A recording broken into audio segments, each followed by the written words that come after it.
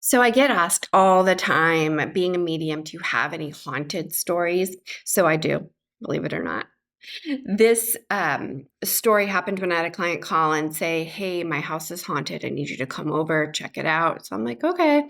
I've only been on very few like actual hauntings. Usually it's energy imprintation from a death that's happened in the home, or there's fighting, or divorce is going on, or something negative is happening within the home, and that energy is being imprinted. So I go to this gentleman's home.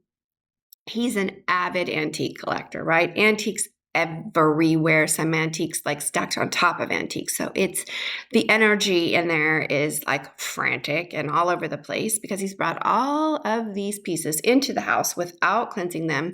If I can't impart anything else to you today, make sure if you're bringing antiques into the house that you smudge them because they carry energy.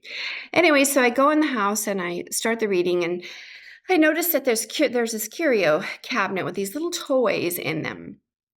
And I say to him, "Where did those toys come from? Because I'm getting this really like icky juju from them." And he said, "Oh, I dug those up out of off of children's graves somewhere in a cemetery." And I was like, "Oh my gosh, no, no, no, no, take those back, right? We never want to take anything from a cemetery. We want to leave those for the dead. It's their respect."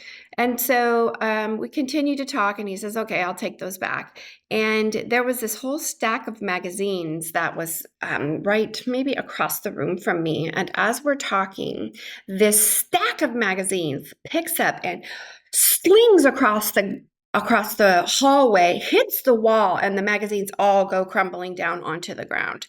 And I was like, whoa. So that is one of my stories around an actual haunted house. And it came from bringing these antiques into the house. So cleanse those antiques, my friends.